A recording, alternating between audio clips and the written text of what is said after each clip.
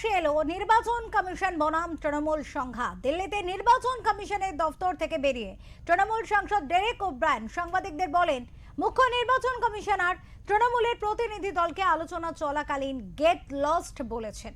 ফলে বৈঠক শুরুর 7 মিনিটের মধ্যে তাদের বেরিয়ে আসতে হয়েছে। এটা ছাড়া আলোচনায় ডেকে টু শব্দটি বলেননি কমিশনার, এমনটাও অভিযোগ। ভোটের নাম বাদ যাওয়া নিয়ে মুখ্য নির্বাচন কমিশনার জ্ঞানেশ কুমারের সঙ্গে দেখা করতে দিল্লি গিয়েছিল তৃণমূলের প্রতিনিধি দল। সেখানেই আবার জ্ঞানেশ কুমারের তরফে দুর্ব্যবহারের অভিযোগ উঠল। তৃণমূলের প্রতিনিধি দলের সদস্য তথা সাংসদ ডেরেক ওব্রায়েনের অভিযোগ, মুখ্য নির্বাচন কমিশনার জ্ঞানেশ কুমার তাদের গেট লস্ট বলে কমিশন থেকে বার করে দিয়েছেন। তৃণমূলের এই দাবি নিয়ে সরাসরি কিছু না বললেও কমিশন পাল্টা দাবি করে বৈঠকের সময় তৃণমূলের প্রতিনিধি দলের সদস্যরা চিৎকার চেঁচামেচি করছিলেন। অন্যদিকে তৃণমূলের প্রতিনিধিদের সঙ্গে সাক্ষাতের বিষয়টি জানিয়ে কমিশন দাবি করেছে, তৃণমূলকে তারা স্পষ্ট জানিয়েছে এবারের নির্বাচন ভয়মুক্ত, অবাধ ও শান্তিপূর্ণ চায় কমিশন। শুধু তাই নয়, বৈঠকে ডেরেককে সংযত থাকার কথাও বলেছেন জ্ঞানেশ কুমার, তেমনটাই খবর। এত কাণ্ডের পরও লক্ষ লক্ষ নাম বাদ গিয়েছে। নির্বাচন কমিশন নাম বাদের তথ্য জানানোর পর তৃণমূল জানায় তারা দিল্লিতে নির্বাচন সদনে গিয়ে মুখ্য নির্বাচন কমিশনার জ্ঞানেশ কুমারের সঙ্গে দেখা করবেন। সেই মতো বুধবার সকাল 10টায় তৃণমূলের 4 জনের প্রতিনিধি দল কমিশনের সদর দফতরে যায়। তবে কিছুক্ষণের মধ্যেই তারা বেরিয়ে আসে। তারপর ডেরেক ওব্রায়েন জানান, গেট লস্ট বলে কমিশন দফতর থেকে তাদের বার করে দিয়েছেন। মুখ্য নির্বাচন কমিশনারকে হুঁশিয়ারি দিয়ে ডেরেক বলেন, বৈঠকে কিচ্ছু হয়নি, একটাও কথা বলেনি। আমি বলেছি বৈঠকে কোনো কথা হয়নি। উনি নিজের সঙ্গে কথা বলেছেন আর আমরা 6টি উদাহরণ দিয়েছিলাম, ভিডিও ছবি দিয়ে এভিডেন্স দিয়েছি। একই সঙ্গে এও বলেছি আমাদের মুখ্যমন্ত্রী 9টি চিঠি দিয়েছেন, কিন্তু কমিশন কোনো উত্তর দেয়নি। জ্ঞানেশকে ক্রিমিনাল বলেও আক্রমণ করেছেন ডেরেক ওব্রায়েন। কি বলেছে ইলেকশন কমিশন? 7 মিনিট মিটিং করেছে, তারপরে আমাদের কি বলেছে? আমাদের বলেছে 4 জন সাংসদকে বলেছে এখান থেকে বেরিয়ে যাও। এটা চিফ ইলেকশন কমিশনার বলেছে আমাদের। যাই হোক, আমরা এখন বলি, first we went, the meeting started at 2 minutes past 10 and the meeting finished at about 7 or 8 minutes past 10. First हम लोग क्या दिखाया? ये 9 चिट्ठी है, 9 letters. 9 letters written by the chairperson of the All India Trinamool Congress to the Election Commission. No acknowledgement, no reply. We told him, number one, you have ignored all these 9 letters. গত 2রা ফেব্রুয়ারি জ্ঞানেশের সঙ্গে দেখা করতে দিল্লি গিয়েছিলেন মমতা বন্দ্যোপাধ্যায়। সেই বৈঠকেও উত্তেজনা সৃষ্টি হয়েছিল। সেদিন বৈঠক মাঝপথে বয়কট করে বেরিয়ে এসেছিলেন মমতা। তার মাস 2 আগে তৃণমূলের সর্বভারতীয় সাধারণ সম্পাদক অভিষেক বন্দ্যোপাধ্যায়ও যখন কমিশনের সদর দফতরে গিয়েছিলেন, তখনও একই অভিযোগ উঠেছিল। ব্যুরো রিপোর্ট, ওঙ্কার বাংলা। স্বাভাবিকভাবে বারবার এসআইআর ইস্যু নিয়ে সংঘাত দেখা যাচ্ছে শাসক দল বনাম নির্বাচন কমিশনের সাথে।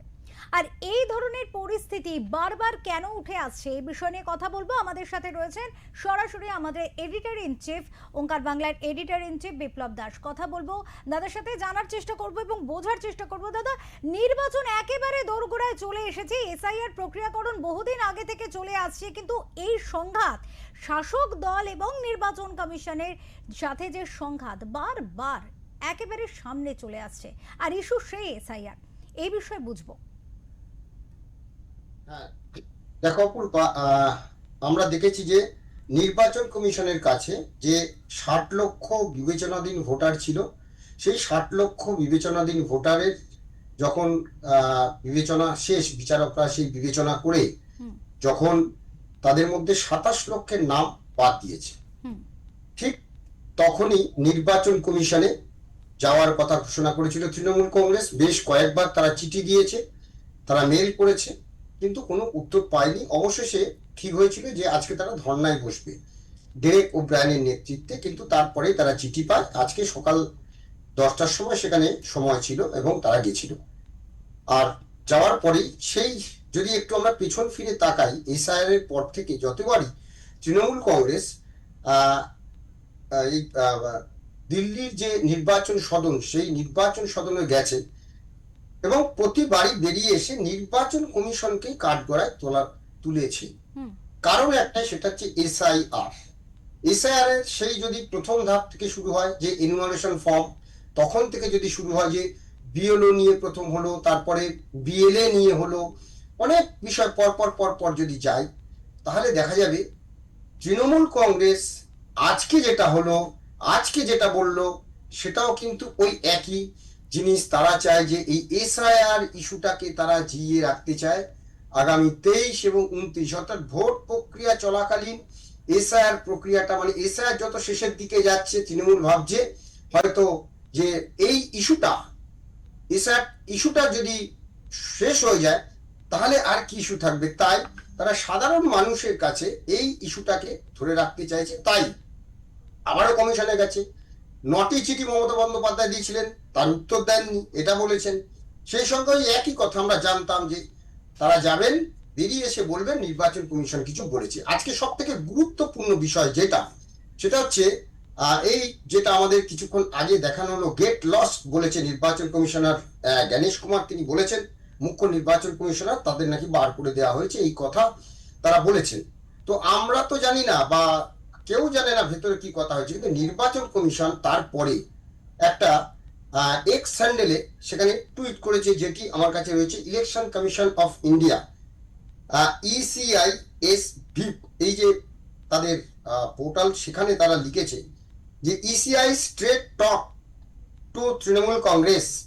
This time the elections in West Bengal would surely be free, fear-free, violence-free, intimidation-free, inducement-free, and without any ছাপ্পা booth jamming and source jamming. অর্থাৎ এই যে নির্বাচন কমিশন আজকে যেটা বলল, এটা এক খুব তাৎপর্যপূর্ণ এই কারণেই যে পশ্চিমবঙ্গের ভোট হবে ভয়মুক্ত, হিংসামুক্ত এবং বুথ জ্যাম ছাড়াই।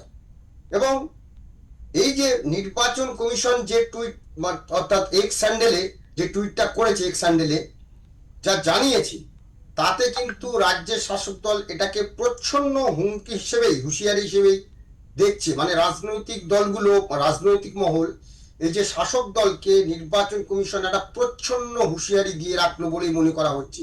যে মুহূর্তে ডেরেক ওব্রায়েন বেরিয়ে এসে নির্বাচন কমিশনকে ফের কাঠগড়ায় তুলে যে ভেতরে এই বলেছেন উনি, তারপরেই কিন্তু নির্বাচন কমিশনের তরফ থেকে এটা করেছে। অর্থাৎ নির্বাচন কমিশনের বিরুদ্ধে আবারও যাবে তৃণমূল কংগ্রেস, কিন্তু আবারও বলেছে যে তারা আবার যাবে এই 27 লক্ষ ভোটটা নিয়ে। অর্থাৎ পুরো জিনিসটাকে জিইয়ে রাখা, এই এসআইআর ইস্যুটাকে জিইয়ে রাখতে হবে। এবং এসআইআর ইস্যু যত জিইয়ে রাখবে তৃণমূল কংগ্রেস ভাবছে তাদের ততই এই ভোটের বাজারে তাদের লাভ। এবং তারা এই ইস্যুটাকে জিইয়ে রেখে একদিকে তারা বলবে যে যারা এই নাম তোলা, যাদের নামগুলো বাদ গেল, তারা যখন ট্রাইব্যুনালে যাবে, তাদেরকে সাহায্য করবে। আবার অন্যদিকে তারা ওই নির্বাচন কমিশনে গিয়ে বারবার দেখাবে যে আমরা কোনো বৈধ ভোটারের নাম বাদ গেলে নির্বাচনে আমরা হতে দেব না। মানে একটা প্রশ্ন সবসময় তো, কেন কোনো ভোটারের নাম বাদ যাবে, যেটা প্রথম থেকে তারা বলে আসছিল। তো এই জায়গা থেকেই কিন্তু এই সংঘাতটা কিন্তু এখন চলতেই থাকবে। কিন্তু আগামী 13ই এপ্রিল সুপ্রিম কোর্ট আবার যখন এই যে ট্রাইব্যুনালে যে কাজটা এখন শুরু করেছে, যারা ট্রাইব্যুনালে আপিল করছেন, এই 27 লক্ষ মানুষের মধ্যে জেলায় জেলায় আমরা দেখছি কাজ শুরু হয়ে গেছে, 19টা ট্রাইব্যুনাল তাদের ট্রেনিং হয়ে গেছে, কাজ হচ্ছে। সুপ্রিম কোর্ট দেখে নিতে চাইছে এই এক সপ্তাহের মধ্যে, অর্থাৎ আমরা যদি দেখি 6 তারিখের পর থেকে 13 তারিখ এই মধ্যে এই ট্রাইব্যুনাল কতটা কাজ করতে পারছে। তারপরে এই ট্রাইব্যুনালে যারা আবার যদি যে সিদ্ধান্ত নেবে যে কারা ভোট দিতে পারবে, কারা ভোট বাদ যাবে, তাদের কি ভোট দেওয়া আদৌ এই নির্বাচনে সম্ভব, সেটা জানাবে। তো এখন তৃণমূল কংগ্রেস চাইছে এই বিষয়টা যতটা বাড়ানো যায়, যতটা টানা যায়, ততটাই হয়তো তাদের রাজনৈতিক লাভ। তাই এই সংঘাত চলতেই থাকবে।